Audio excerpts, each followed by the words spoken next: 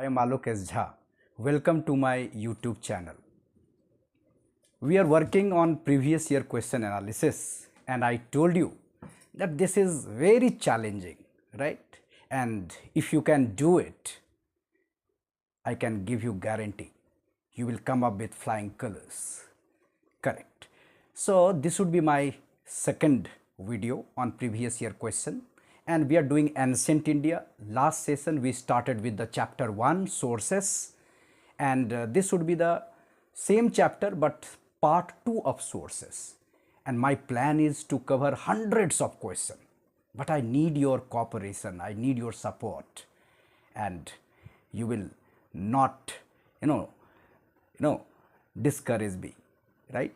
Fine. So today we are starting with sources and 3 more questions I will add. Done? Fine.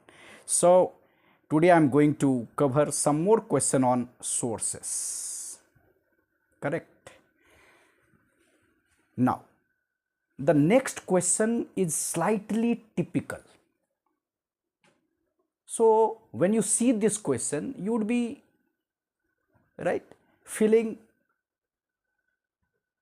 tired when you see this question, that what exactly they have asked. But believe me, this kind of question you can always handle with clarity of ideas and some confidence. Done? You want to see that question? Right. See this question. Question is, how did the early Indian historical tradition as reflected in Itihas Puran emerge? What are the distinctive features of this genre? You can see that question. How did the early Indian historical tradition as reflected in Itihas Puran emerge? What are the distinctive features of this genre? So you can easily see there are 2 parts of this question. Can you see that? There are 2 parts of this question. One part is how this emerged. Second part is distinctive features of this genre. How to start? What would be the answer? See, when you start this question, you have to start this question with a general opinion among Western scholars about our historical tradition.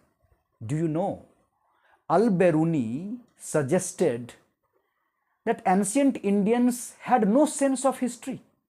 So whenever you are writing this question in introduction,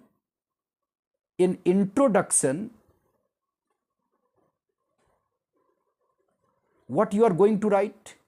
You are going to write Al-Biruni's comment. Al-Biruni's comment. Al-Biruni suggested that Indians had no sense of history. There was no history writing in ancient India. Fine. And even some Western scholars, imperial historians, they also accepted. For example, if you can quote Patrick Olivelle. You can quote Patrick.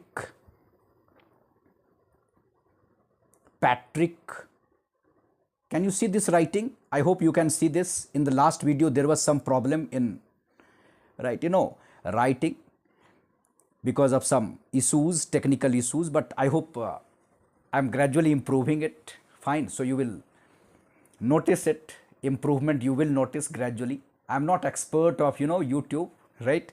So Patrick Olivelle. Have you heard about this name? Patrick Olivelle, V-E-L-L-E. Even he accepted that ancient texts are not chronicles in the modern historiographical sense. He said that they are often anachronistic, old-fashioned, but he accepted that there was some sense of history even in the ancient text. Correct? So you have to write some historian's name in the beginning. You have to talk about some contemporary historians also. If you are writing some area, if you're writing some period, or you can write some modern historian also. So idea is Al-Biruni rejected the Indian historical sense, and then Patrick Olivelle also rejected, but he appreciated that of course there was something, right? So he suggested that yes, there was some blend of myth, genealogy and normative prescriptions, but it was Romila Thapar, right? It was Romila Thapar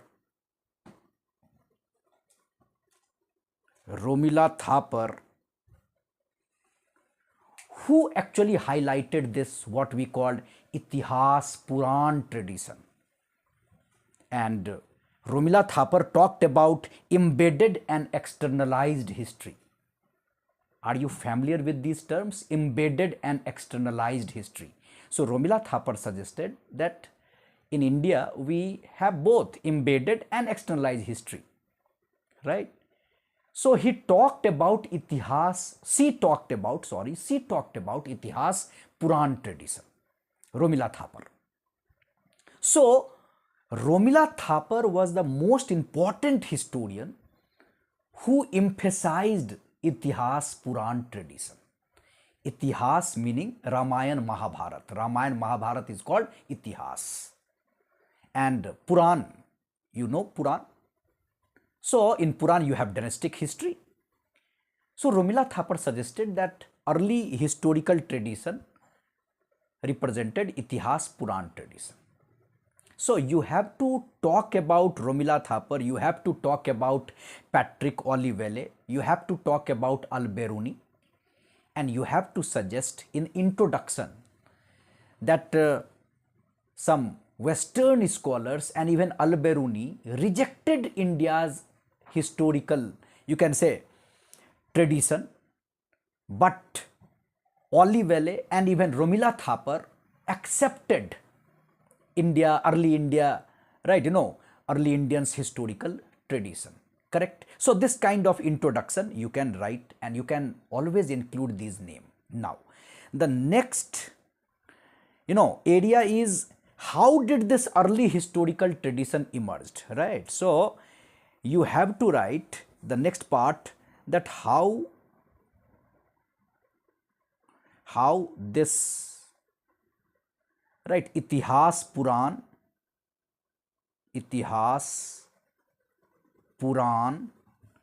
tradition emerge, correct? So this you have to write, that how this Itihas Puran tradition emerge. So what you are going to write in this part? You are going to write that this emerged from oral tradition. It emerged from oral tradition, right? Gradually it was compiled, right? So how it was preserved in oral tradition? It was preserved through oral recitations. Have you heard about bards? Bardic tradition, bards. In ancient India we have sutas, we have magadhas. So how this tradition emerged? It emerged out of oral tradition, bardic tradition. You have to write about, in ancient India we have evidence of sutas, magadhas. In preliminary also they have asked this kind of term, correct? So these oral recitations, they were preserved. Then it also emerged through lineage based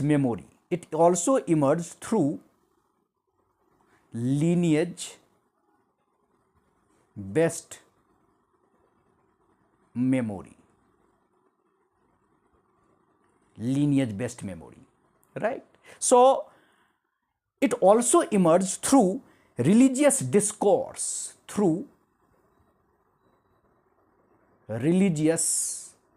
what you call akhyan. Have you heard about this term, akhyan? So through religious discourse, correct? So this tradition Itihas Puran tradition, it emerged, it evolved through multiple processes. So this you have to highlight, this right, I hope you are getting it. So this you have to slightly, highlight. Next, you have to write that what is the next part? Next part is what are the distinctive feature of this genre? Try to understand. Romila Thapar suggested that we had some historical tradition, what you call Itihas Puran tradition, but this tradition is different from modern tradition, modern historiography. So the question is how this tradition was distinct. So then you have to write how this tradition was distinct. How this tradition was distinct. How this tradition was distinct? Can you add some point? Right? See, I am also giving some point, and in comment section you can also some point which I am not adding. Correct? So you can also add some point. You can also make these answers more comprehensive. More comprehensive. Fine. I hope you would be doing it. I need your cooperation. I told you that I am new, right? So I need your cooperation, and technologically I would be equipped. So right, it will help me in improving the delivery. Correct. So how this tradition was distinct?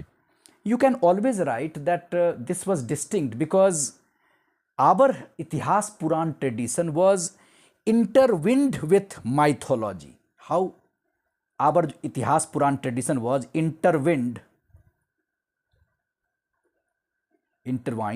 right, with mythology. We can mention that it was related to religion. It was related to religion. Religion is also mixed in our Itihas Puran tradition. It is not externalized history, it is embedded history, if you use the term of Romila Thapar. Fine. Then you can also mention that our Itihas Puran tradition was distinct because it was more moral. It was more moral, right? And social instruction,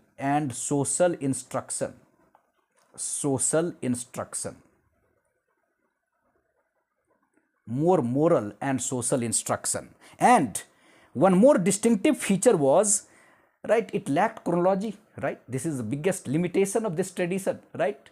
So you don't have that idea, right, sense, chronological sense. So this was also one distinctive feature, that it lacked chronological precision. Chronological precision. You can also add that our Itihas Puran tradition, they focused more on dynastic list rather than events. So focus was dynastic list. Focus was dynastic lists. Correct? Dynastic lists, and more dynastic list and less events, not like modern history. So it has some typical approach, distinct approach. Correct? It has some local tinge also, local tinge. I hope you understand it. Local tinge. Some local narration is also attached in our Itihas Puran tradition. So this was also one important, right, issue.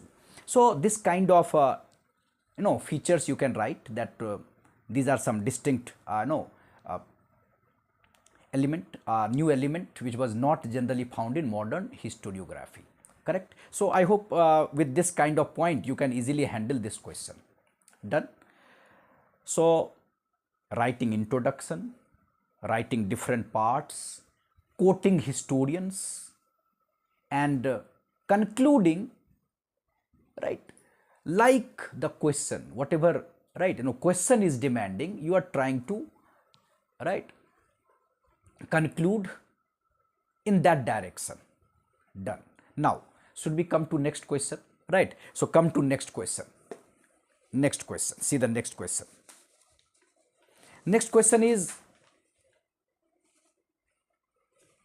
slightly easy, right? This question you can easily handle. Just think whether you can write this question or not.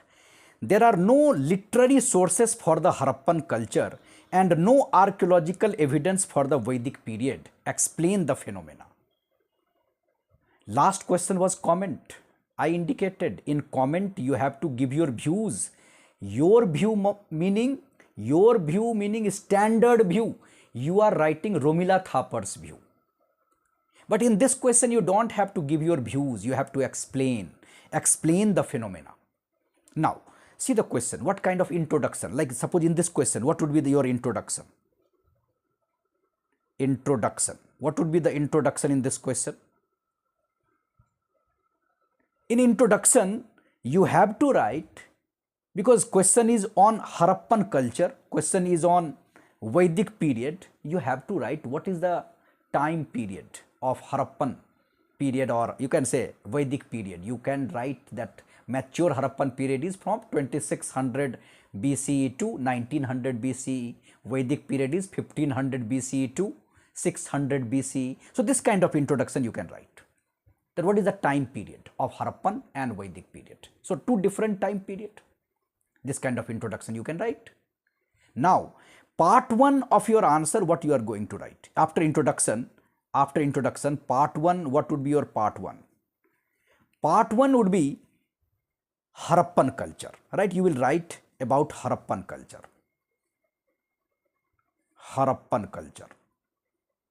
And you will write that yes, it is true that in Harappan culture, in Harappan period, you don't have literary sources. Harappan period is archaeologically rich but textually silent. Yes or no? Harappan period is archaeologically rich but textually silent.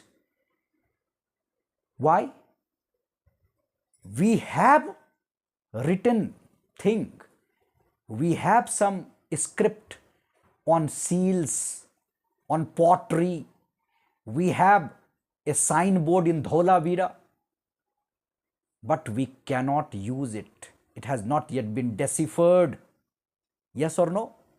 So we will write that yes, we have evidence of writing, but it has not been deciphered. And you will give example. You will give example of Harappan seals, potteries, as I indicated, signboard which is found right in Dholavira. So it is correct. You will write that Harappan period archaeologically rich but textually silent. But it is not absolute statement. I hope you know this, that we are using some Mesopotamian texts related to Harappan trade. So we are using writing even for Harappan period. Correct? Then after that you can talk about part 2. And in part 2 you will write about Vedic period. And in Vedic period, you know this, that it is textually rich. Vedic period is textually rich but archaeologically elusive. We are totally dependent on texts. In Vedic period, we are totally dependent on texts, literature. Right? We have to rely on philology and textual analysis. All those words written in Vedic literature, on the basis of those words written, we can, get some idea about their socio-economic condition, their polity, their religion, their ideas. So we are dependent on texts. So Vedic period, we don't have archaeological evidence and we are more dependent on literature. But again, it is not absolutely correct. Now we started getting archaeology. Have you heard about PGW sites, painted graveware sites? PGW, painted graveware. We are getting many material in this PGW sites. We have now hundreds of PGW sites. So archaeology is also supporting. It's not that only literature is there. So it is also not absolutely correct. Is that fine? So after writing all this, you can always conclude, or part 3, you can conclude that actually we have literature and we have archaeology in both period, but literary source is dominant in Vedic period and archaeological sources is dominant in Harappan period. But what we should try as a historian, generally historians try to find out different sources. So Romila Thapar you can quote, again Romila Thapar. So ancient India we are quoting Romila Thapar, Manmohan Singh, R.S. Sharma, D.D. Kosambi, right? So you will be, right, getting it. So in different previous year question, I will try to include some very popular historian, right? So Romila Thapar you can again quote Romila Thapar, and in conclusion you can always write that Romila Thapar suggested that a balanced historical reconstruction requires right integrating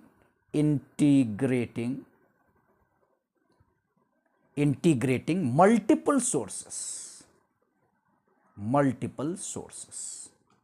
So if you have multiple sources, reconstruction would be more, right, easier, narration would be more smooth. Fine. So this kind of conclusion you can always mention. Fine. So I hope you can handle this question. Correct. So should we move to question number 3? I hope you are getting it and you are enjoying it, right? Then coming to question number 3. Now see question number 3. Can you think about the answer about, right, this question? Evaluate the contribution of the Puranas. Evaluate the contribution of the Puranas in disseminating secular knowledge among the masses in ancient India. Correct. How you will write? Again, what would be the introduction? What would be the introduction? You will write about Puranas, yes or no? You will write about Puranas. You will write the meaning of Purana, Purana meaning old. You will write that Purana is a part of our ancient Indian literature. It is a part of Smriti text. Yes, part of Smriti text. Yes, Smriti text.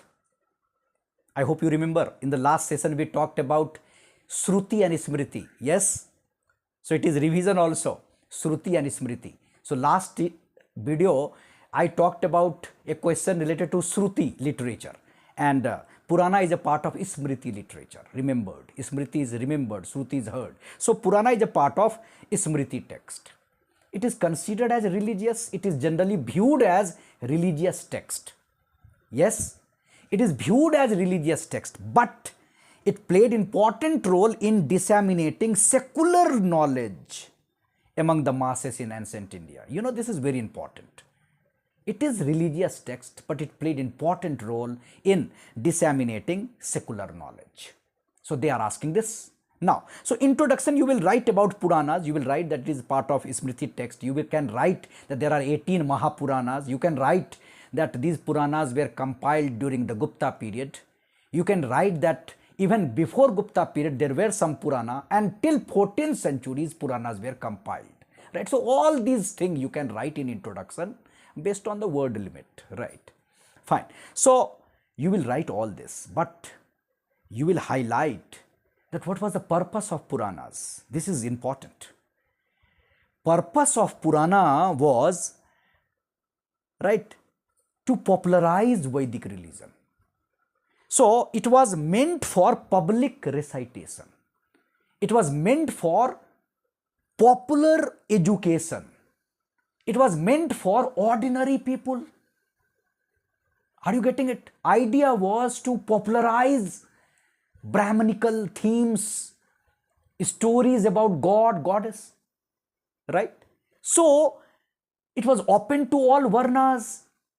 It was open to all varnas. And have you heard about Ban Bhatt? Ban Bhatt suggested that in his childhood he heard Vayu Puran in his village. Meaning, Puranas were, right, a medium to popularize those ritual ideas, those Brahminical ideas. Correct? So, it was not only religious instruction, it imparted secular knowledge also. Fine. So, introduction you have to write. You have to write what was the purpose of it. What was the purpose of Puranas? What was the purpose of Puranas? Purpose was, right, public recitation, to popularize, popular education. Popular education. Right? So, it was open to all Varnas, open to all Varnas. Was it interesting? Yes, open to all Varnas. So, it was a religious text, considered as a religious text, but it was not only a religious text. It had some secular element also. And you then talk about what was the subject of Puranas. What was the subject of Puranas? Subject of Puranas. Subject of Puranas was, have you heard about Sarga? Can you see this, right? Should I change the color? Sarga, Pratisarga. Pratisarga. Right? These are some, right? One is Sarg, second is Pratisarg, third is Manvantar. Manvantar. Fourth is Vans. Fifth is Vansanu Charit.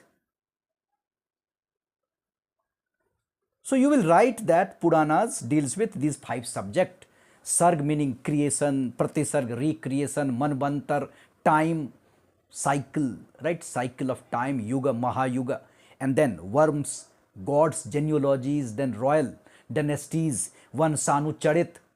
So you can see that Puranas, right, they are related to all these subjects. It was not only related to religious subject, correct?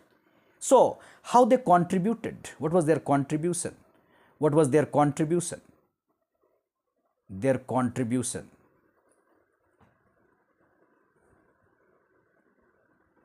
Right, contribution. What was their contribution?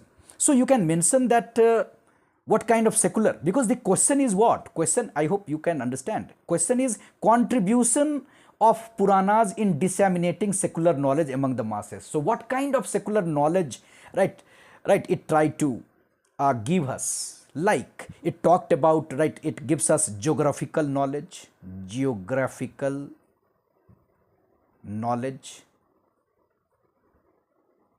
right, like rivers, mountains, right? So, all these information you have in Puranas. Then it talked about, right, political history, dynasties, political history, dynasties, dynastic list we have. I hope you have idea that Vishnu Puran talked about Mauryas, then Matsya Puran talked about post-Mauryan period, Satavahanas, and then Vayu Puran talked about Gupta period, like that, right? So you have different Purana and they are giving you, right, list, dynastic list. So it is secular knowledge, yes or no? Then Puranas gives us idea about social norms, duties, social norms, duties. Puranas talked about astronomy. Puranas talked about cosmology, time. Puranas also talked about medicine, herbs, medicine. So it is secular knowledge, yes or no? Medicine, herbs. Then Puranas also talked about festivals. Puranas also talked about, right, temple building.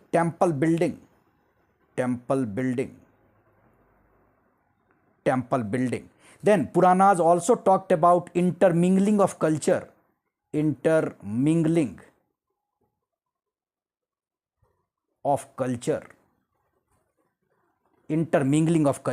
So all this you have to write, that how it is all about secular knowledge also. It's not only religious knowledge. And then you can go for conclusion. So conclusion, what would be the conclusion? Conclusion again, as I told you, that you can quote Romila Thapar. So you would be you would be surprised to know that Romila Thapar's work is more relevant in this chapter sources. Therefore, I am quoting Romila Thapar again and again. Correct. So don't consider it that only Romila Thapar we are quoting, right? No, we will quote different historian, but in this topic, Romila Thapar's work is more important. So therefore, we have to quote Romila Thapar. So you have to quote Romila Thapar, correct? So in conclusion, Romila Thapar you can quote again. Romila Thapar. And Romila Thapar suggested that this Puranas represents a shift. Puranas represents a shift from elite ritual texts to popular narrative tradition. So this way you can conclude. Puranas represents a shift from elite ritual text to popular narrative tradition. So in this manner you can conclude. So either in introduction or in conclusion, you can always go for some historian's view, and this will definitely add value in your answer, right? So hope you are enjoying, and hope you are getting some benefit. So gradually I would be improving technologically also, correct? And I earlier indicated that previous year question is the most challenging aspect, and we will take this challenge. We will go for hundreds of video on previous year question, right, for history optional, and it will definitely add value in your preparation. So need your support, need your subscription, right, need your enthusiasm. So take care. Thanks a lot.